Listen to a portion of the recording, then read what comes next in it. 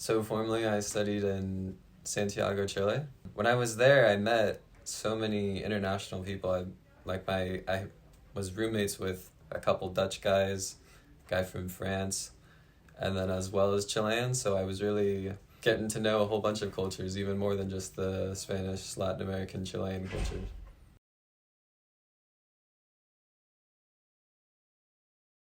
I decided to study abroad. Mainly that came on with the when I identified learning Spanish as a passion of mine, and I realized that the easiest way to learn Spanish was going to be to travel to the Spanish-speaking countries and get Spanish immersion. So once then, I was like, did everything in my power to prepare to study abroad.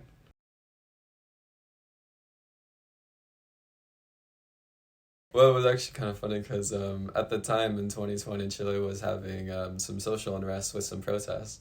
So I got to kind of witness that. It was actually I would never felt like I was in any like danger, but I got to kind of witness that.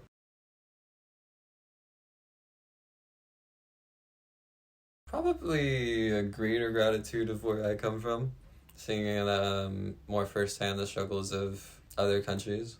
There's probably good and bad subjective of every culture, and I got a greater appreciation for a lot of the things of my culture, as well as learning cool aspects of the other cultures. And now I kind of have a perspective of taking individual pieces from multiple cultures. I would say that probably that culture perspective change is probably how it changed me the most.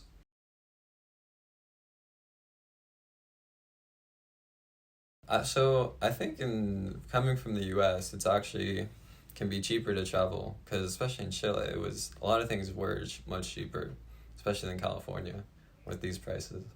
I think my rent, yeah, with that place I was staying at was like $300 a month.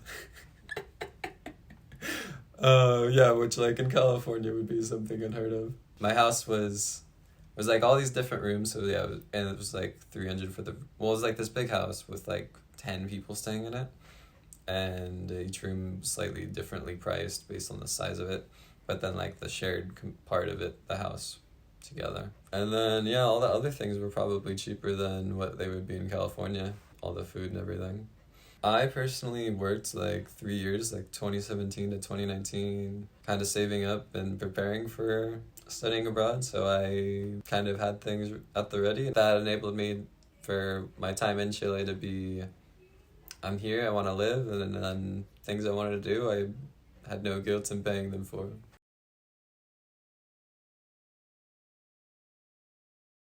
Living on my own, I got better at cooking. I actually one of my roommates was a pretty good cook, so he made good food. But overall, I would say it was good.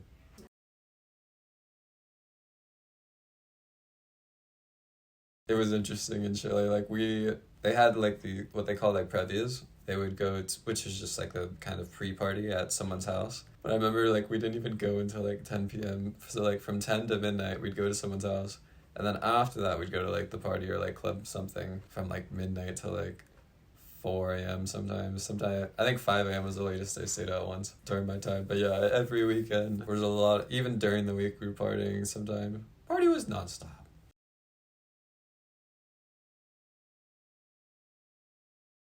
I just think like my biggest challenge while I was in Chile was probably learning Spanish, just because the Chilean accent in particular is probably one of the trickier accents in Spanish. My class, I was kind of put in like an advanced Spanish class, which was good for me, but I think all my kind of classmates were probably better at Spanish, so I had to be like, it was not, maybe not the most comfortable situation, but I definitely think when you're not the smartest in the room, that helps you to increase your intellect. So it was probably just the feeling of being in an uncomfortable situation, but taking that time to realize that it's all for my benefit and that each time I spent there, I'm getting valuable knowledge.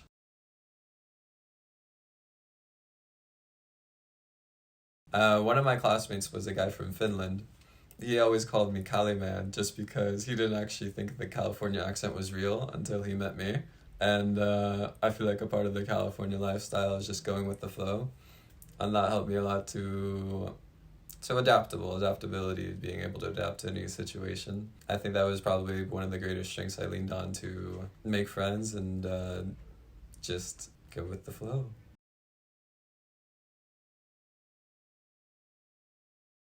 I just remember like 2019, I did a lot of work to study abroad. I didn't fully think of like fears until probably they were kind of, we did a like pre-study abroad orientation, and people like Tiffany were telling me probably about like culture shock and training me for those kinds of things. I just remember I just had so much excitement about studying abroad. I honestly didn't really have like real fears. Apart from, yeah, probably because I was prepared for kind of culture shock and like being apart from my friends and family.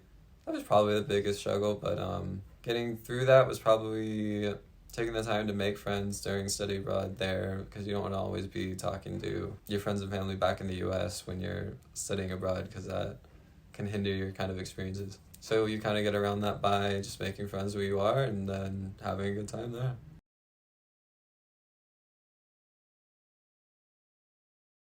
What do I miss most? Oh man, there's a lot of things I miss. Like probably like that kind of Spanish immersion, all the good personalities I met while I was there, the whole probably party scene I was having. Probably the time of my life when I was there, honestly.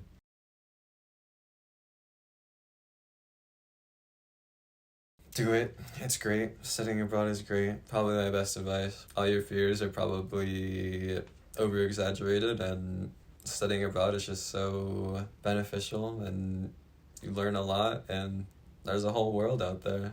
You should explore it.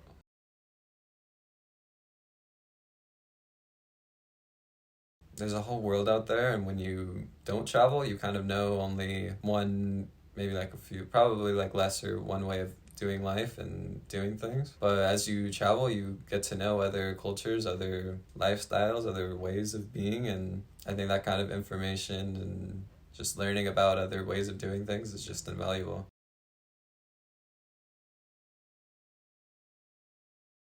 So how I started, I first got the passion for Spanish and I wanted to learn, but my formal classes here wasn't didn't think it was serving me the best way, so I figured out that Spanish immersion was probably gonna be the best way to learn.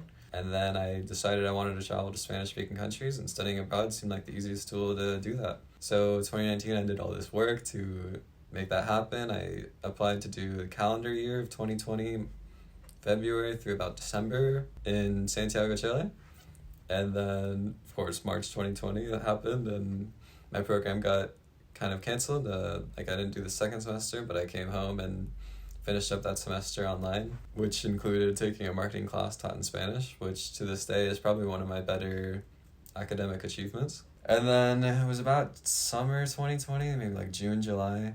I remember emailing Tiffany, who helped me study abroad in the first place, and be like, "Hey, I didn't get to really do my study abroad experience. I want to like apply again so I can do it." And she said, "We're not supporting any studying abroad at this time." And I was like, "Oh man!" So I ended up taking it into my own hands, and I did all this research looking for different programs I could do to for like Spanish immersion and Spanish classes. I ended up finding this program, Maximo Nivel, and in the eyes of the university, CSUSM, I took the spring semester of 2021 off, and then in January I went to Guatemala for 7 weeks, and then after that I went to Costa Rica for 5 weeks. If COVID had never happened, I never would have ended up in Guatemala and Costa Rica.